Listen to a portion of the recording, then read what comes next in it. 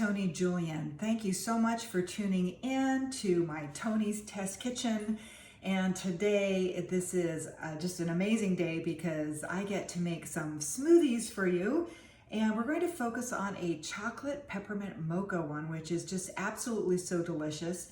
And we spend so much money out just trying to get these delicious, drinks for us. And so what I'm going to do is we're going to do this make ahead recipe where we're going to do about 6 servings all at once.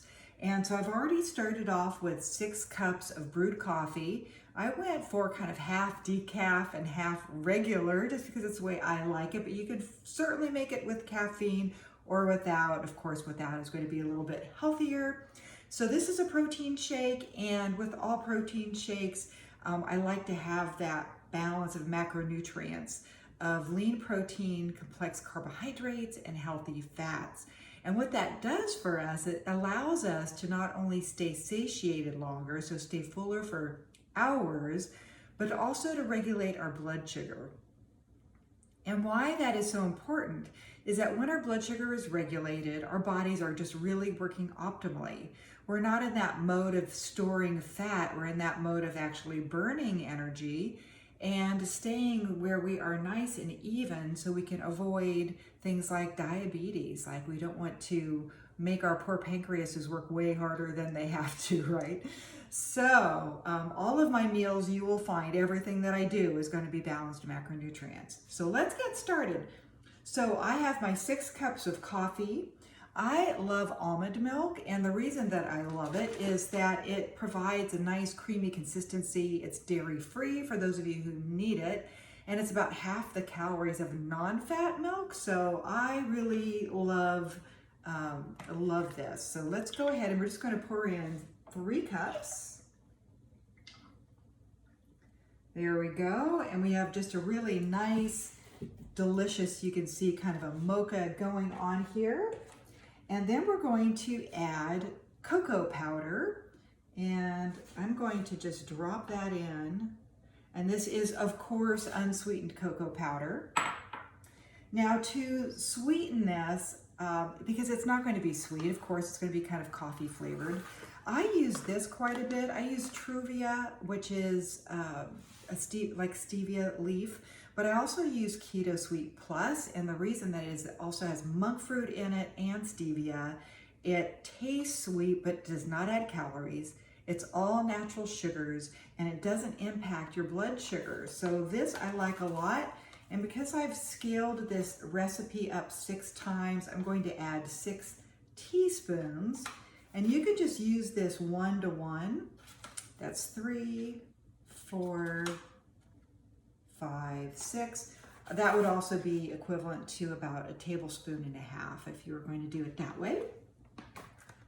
All right, so next I'm going to add flaxseed oil. And the reason that I use this is I like adding a little bit of oil into the coffee. It just gives it this great viscosity.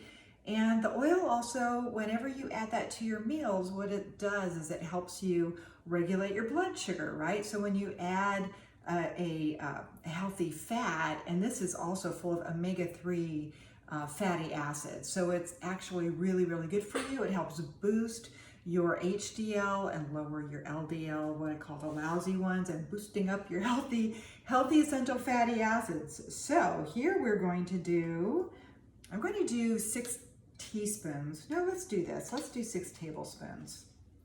And that gives it about the right proportion of fat to protein to carbohydrate. There's 2 and 3, almost there, 4, 5, and 6.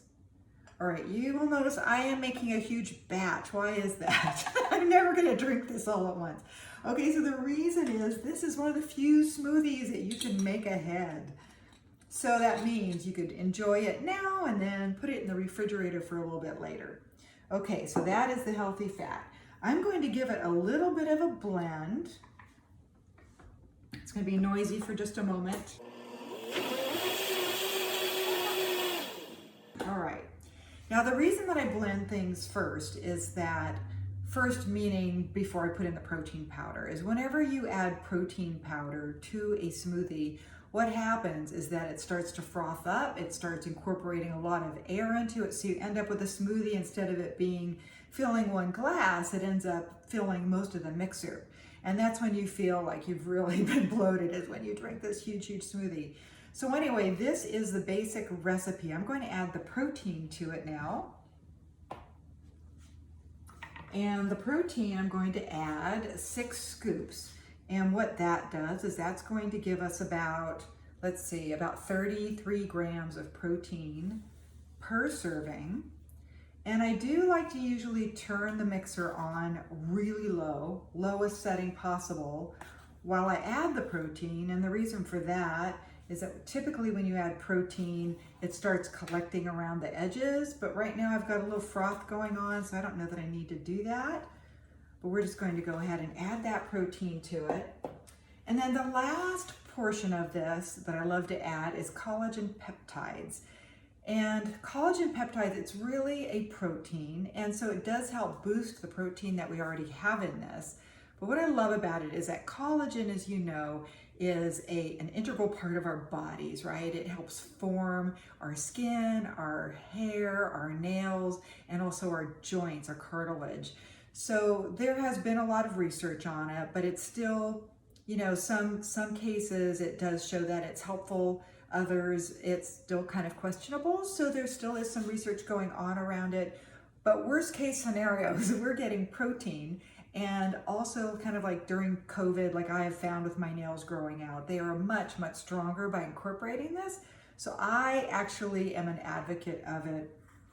And we'll see about the research, but I feel like if there's something that there's already a benefit and it's worth the investment for me, I'm going to go ahead and add collagen peptides.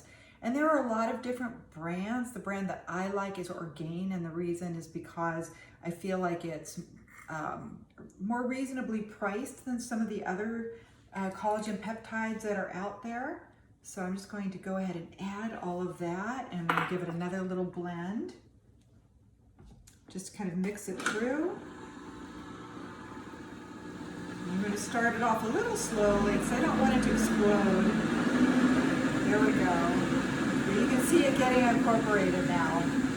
Looks really good. All right, and then there's one more ingredient that I forgot to mention, which is peppermint, and this is optional. And so you can make a peppermint mocha coffee smoothie or not, but I love peppermint, and you could do, I'm going to do 3 teaspoons. It's usually about, if you were making just one smoothie, it would be about 1/2 teaspoon per serving is plenty. It makes it, just gives it a delicious, nice, bright, minty flavor that I love. So there we go. All right, one last blend.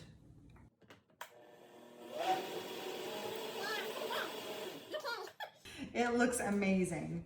All right, so we have this big pitcher. You can refrigerate it, and what I like to do is just as I decide, I can just drink it cold, or I can warm it up, heat it up in a mug, drink it hot. So however you like it, and it is absolutely delicious. I hope you give it a try. Thanks for tuning in. I'll see you next time. Bye-bye.